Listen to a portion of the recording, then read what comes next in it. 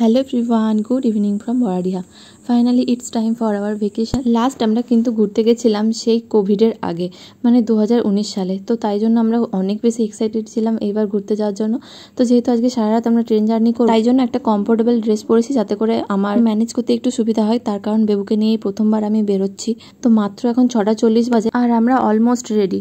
আর ভাবা যায় আমাদের 3 জনের লাগেজ এই দুটো ব্যাগের মধ্যেই কমপ্লিট হয়ে গেছে। আর স্টেশনে যাওয়ার জন্য আমরা আনন্দদাকে ডেকে নিয়েছিলাম, কারণ আমাদের গাড়িটা আমরা স্টেশনে ওখানে রেখে যেতে চাইছি না। কোথায় যাচ্ছ বাবা? তুমি কোথায় যাবে? তুমি কোথায় যাবে? তাকা, এদিকে তাকা। তাকা না, তুমি কোথায় যাবে?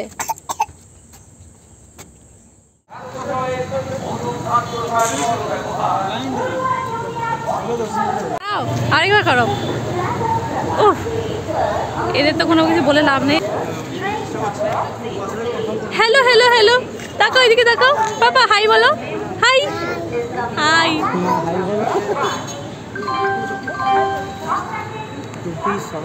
তো এখানে যেহেতু লিফট আছে দেখলাম, তাই ভাবলাম যে মা বাবার জন্য লিফটে করে যাওয়াটাই বেটার হবে। বাট এসে দেখলাম লিফট তো এখানে চলছেই না। তো ফাইনালি আমরা সবাই ব্যাগ বোচকা নিয়ে হেঁটে হেঁটেই সিঁড়ি বেয়ে উপরে উঠে এলাম। আর এই ফ্লাইওভারটা অ্যাকচুয়ালি নতুন হয়েছে, তো তাই জন্য দেখো কতটা পরিষ্কার পরিচ্ছন্ন এখানে। আর জানি এটাও ইউজ করতে করতে অনেকটাই নোংরা হয়ে যাবে। তো এক হাতে ট্রলি আর এক হাতে ফোন ধরে যেতে যেতে আমি ওই ব্যাগটাই ফেলে দিয়েছিলাম। তো তারপর রূপ বললো তোমাকে আর ব্যাগটা নিতে হবে না, আমিই নিচ্ছি। আর যেহেতু আমরা টাইমের অনেকটাই আগে পৌঁছে গেছিলাম, তো ওখানে আমরা সবাই বোর হচ্ছিলাম। আর সব থেকে বেশি বোর হচ্ছিল বেবু, তো তাই জন্য এদিক ওদিকও ঘুরছিল। আর ট্রেনটা একটু লেটও ছিল। তো যাই হোক, তারপর ফাইনালি ট্রেনটা এলো আর আমরা সবাই নিচে নেমে ট্রেনে উঠলাম। আর তারপর সিটগুলো সব কনফার্ম করে নিয়ে এটাই ভাবলাম যে এখন আমরা ডিনারটা করে নিই, তার কারণ অনেকটাই রাত হয়ে গেছে। আর সমস্ত খাবার আমরা বাড়ি থেকে বানিয়ে নিয়ে এসেছিলাম। তো আমাদের ছিল 2 টায়ার এসিতে সিট। আর সত্যি বলতে কি এটা অনেক বেশি কমফোর্টেবল ছিল, তার কারণ ফেরার দিন আমরা 3 টায়ার এসিতে যেহেতু জার্নিটা করে ফেলেছি, তো সেই জন্য বলতে পারলাম এই কথাটা। কিন্তু এখানেও একটা সমস্যা তো ছিলই, তো চলো সেটা আগে বলছি।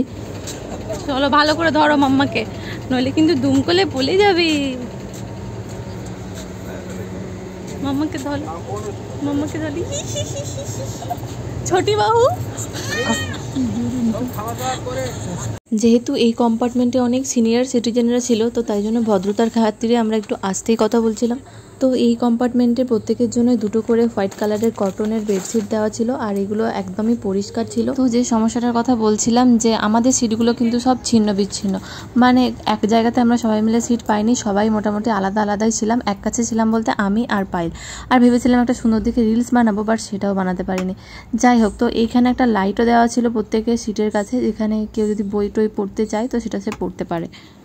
আর হ্যাঁ, আরও একটা কথা, যে এই ট্রেনটাতে কিন্তু বাথরুমটাও অনেক বেশি ক্লিন ছিল, মানে এতটা আমি এক্সপেক্ট করিনি, বাট সত্যি অনেকটাই কন্ডিশন ভালো ছিল। তো চলো এবার ঘুমোনো যাক।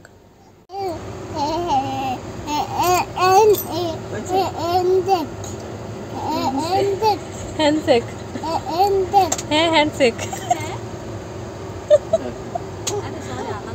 শুয়ে পড়ো না। ইস, তাকা তাকা, দেখ না, এদিকে তাকা। তোর ঘুম পাচ্ছে না? হ্যাঁ, ঘুম পাচ্ছে না গো? তাকাও না গো, এদিকে তাকাও।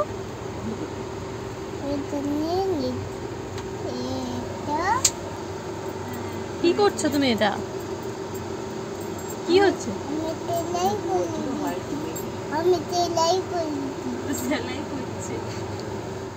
বেবু এতটাই দুষ্টুমি করছিল যে ওকে আমি আর আমার কাছে রাখতে পারলাম না, তার কারণ ওখানে 2জন বয়স্ক মহিলা ছিলেন। তো আমার মনে হলো ওনাদের প্রবলেম হতে পারে, তাই জন্য রূপকে বললাম তুমি আসো, এসে ওকে নিয়ে যাও। বাট কখনো ওকে ছেড়ে আমি, মানে ও হওয়া অব্দি এখনো পর্যন্ত কখনো ওকে আমি ছেড়ে ঘুমোইনি, এটাই ফার্স্ট টাইম।